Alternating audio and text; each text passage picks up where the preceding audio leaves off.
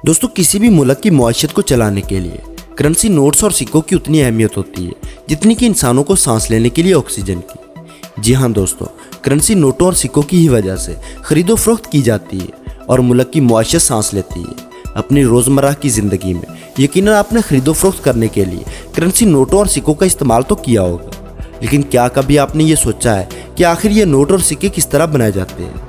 तो चलें आज की इस वीडियो में हम आपको दिखाएंगे कि पाकिस्तान में इस्तेमाल होने वाले सिक्के कहाँ पर बनाए जाते हैं, उन्हें बनाने के लिए कौन सा मटेरियल इस्तेमाल किया जाता है और क्या ऐसा मुमकिन है कि इस इदारे की मशीनों पर काम करने वाले लोग खुद ही अपने लिए नोट और सिक्के बनाकर दिनों में अमीर हो जाएं। दोस्तों, इन तमाम सवालों के जवाब आपको आज की इस वीडियो में दिए जाएंगे, लेकिन वीडियो शुरू करने से पहले नए आने वाले दोस्तों से गुजारिश है कि हमारे चैनल को सब्सक्राइब करते हुए साथ मौजूद बेल आइकन को दबा दें।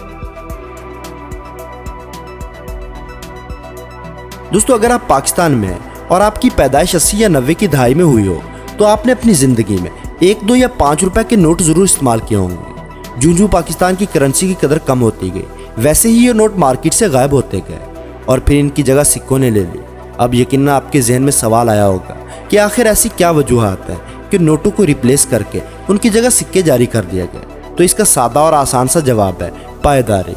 दोस्तों, एक करेंसी नोट सिर्फ चंद सालों के अंदर बिल्कुल बोसीदा हो जाता है, लेकिन कॉइन्स यानी सिक्कों की लाइफ कहीं ज़्यादा होती है। जी हाँ दोस्तों, अक्सर आपने देखा होगा कि आसार कदीमा की खुदाई के दौरान सैकड़ों हज़ारों साल पुराने सिक्के भी सही हालत में मिलते हैं। इसीलिए कॉइन्स बनाए जाते हैं क्योंकि सिक्के बार बार छापने नहीं पड़ते और मुआशरत पर पड़ने वाले अजाफी अखराजात बचा लिए जाते हैं।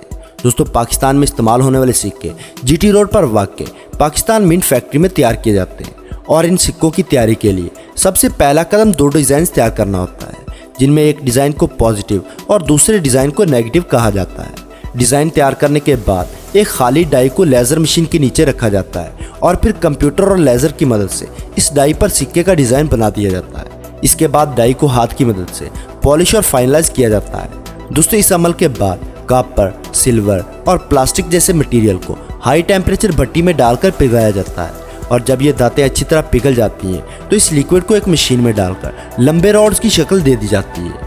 दोस्तों, पिघली हुई धातों से बनी इस लाख की चौड़ाई 4 सेंटीमीटर और ऊंचाई 12 सेंटीमीटर तक होती है।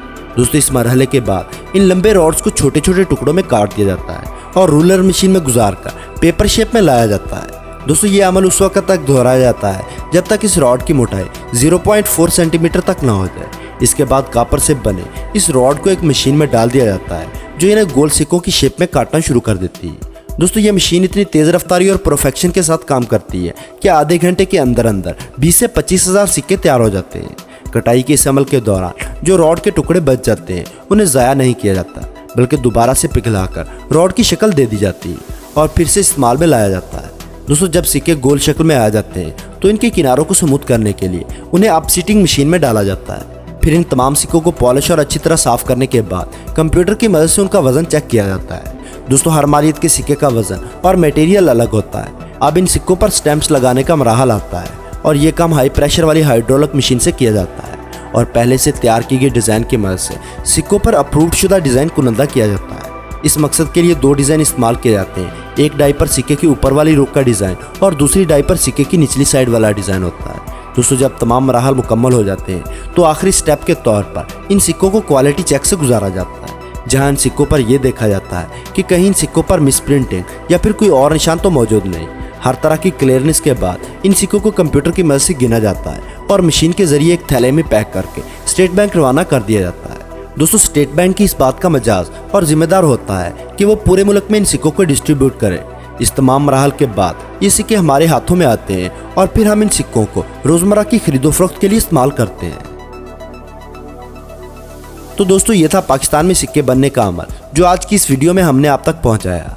लेकिन आखिर में इस बात का जवाब कि क्या करेंसी वाली मशीनों पर काम करने वाले लोग अपने लिए करेंसी और नोट के सिक्के छाप कर अमीर हो सकते हैं? तो इसका सादा सा जवाब ये है कि ऐसा मुमकिन नहीं है। ये हाई सिक्योरिटी इदारे होते हैं जहां इंटर होने से बाहर निकलने तक हर इंसान की मुकम्मल तलाशी ली जाती है और इस सब के अलावा नोट और सिक्के छापने वाली मशीनों पर भी हाई सिक्योरिटी होती है, जिस वजह से इन इदारों से एक नोट तो बहुत दूर की बात, एक सिक्का भी गायब करना मुमकिन नहीं। तो दोस्तों, आज की इस वीडियो में बस इतना ही। उम्मीद करते हैं कि हमारी इस वीडियो से आपकी इन्फॉर्मेशन में ज़रूर इजाफा हुआ होगा। वीडियो पसंद आने की सूरत में लाइक और दोस्तों के साथ शेयर करना ना भूलें। और ऐसी ही इंटरेस्टिंग वीडियोस देखने के लिए हमारे चैनल को सब्सक्राइब करते हुए साथ मौजूद बेल आइकन को दबा दें।